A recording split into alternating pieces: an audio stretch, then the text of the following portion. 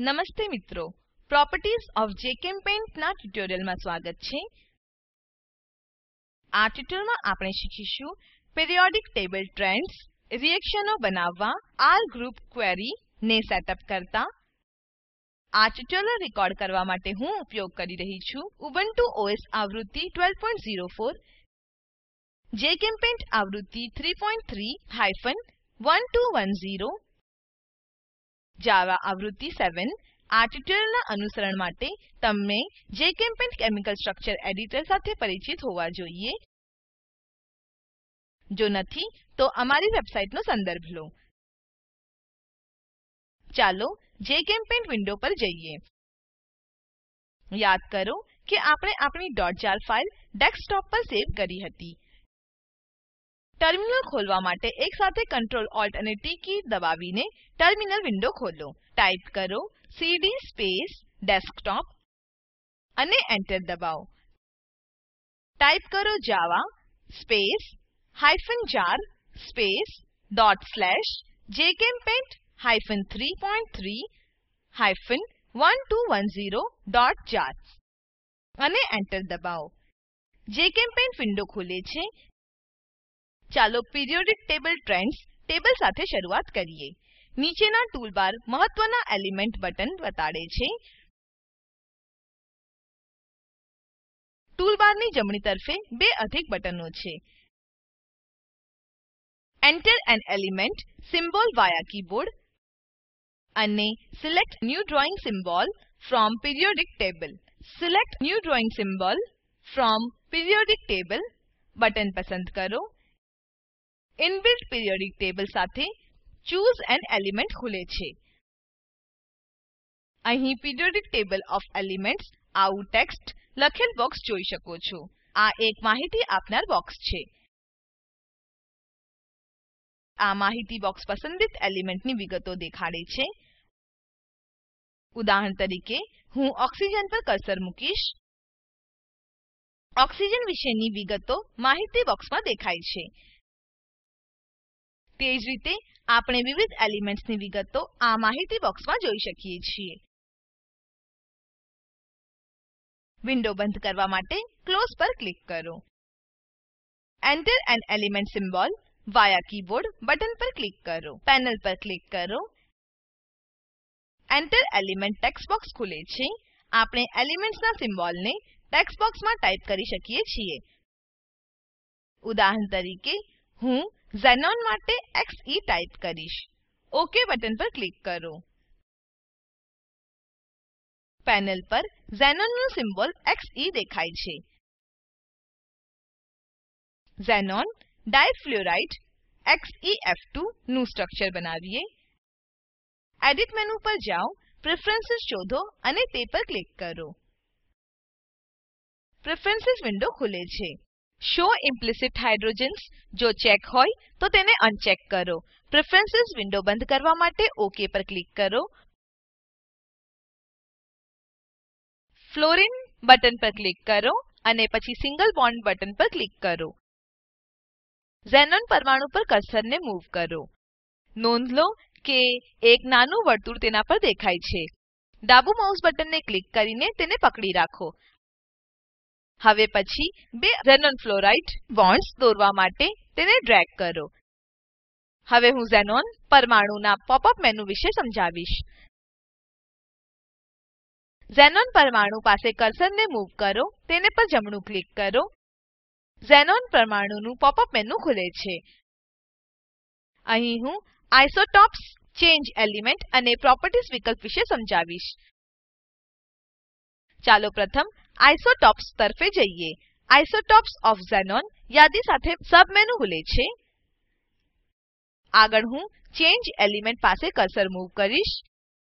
Submenu વિવિધ એલિમેન્ટ્સના વર્ગો સાથે ખુલે છે. હું વિવિધ વર્ગો માટે સ્ક્રોલ કરું છું. હું આલ્કલી અર્થ મેટલ્સ પસંદ કરીશ.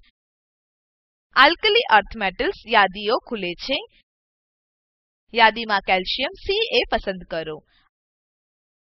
આપણે જોઈ શકીએ છીએ એલિમેન્ટ ઝેનોન એ કેલ્શિયમથી બદલાઈ ગયું છે. હવે આપણે મોલિક્યુલર પ્રોપર્ટીઝ વિકલ્પ તરફે જઈએ. કેલ્શિયમ પર જમણું ક્લિક કરો. કેલ્શિયમ એટમ પોપ-અપ મેનુ ખુલે છે. મોલિક્યુલર પ્રોપર્ટીઝ વિકલ્પ પર ક્લિક કરો. પ્રોપર્ટીઝ ટેક્સ્ટ બોક્સ ખુલે છે.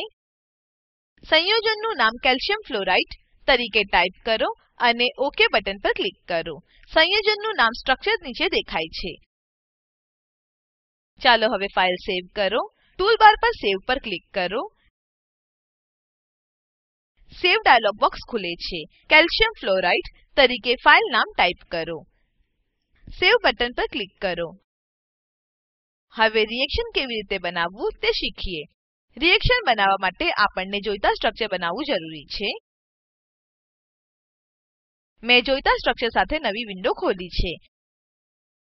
અહીં પ્રોપીન અને ક્લોરીન આ રિએક્ટન્ટ 1,2-ડાઇક્લોરોપ્રોપેન આ પ્રોડક્ટ છે.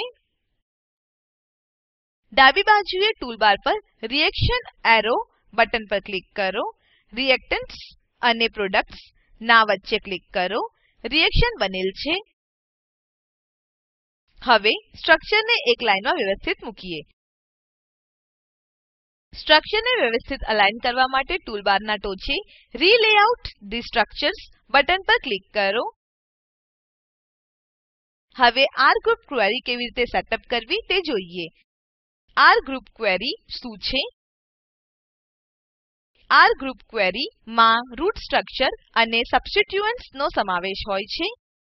તે જ રૂટ સ્ટ્રક્ચરના અવેજીમાં છે. આમાં એક કરતા વધારે પ્રકારના વિવિધ અવેજી ડેરિવેટિવ્સ હોઈ શકે છે. નવું વિન્ડો ખોલવા માટે create a new file icon પર ક્લિક કરો. ડ્રો એ ચેઇન બટન પર ક્લિક કરો. કાર્બનના 3 પરમાણુ સાથે કાર્બન ચેઇન કાઢવા માટે પેનલ પર ક્લિક કરો.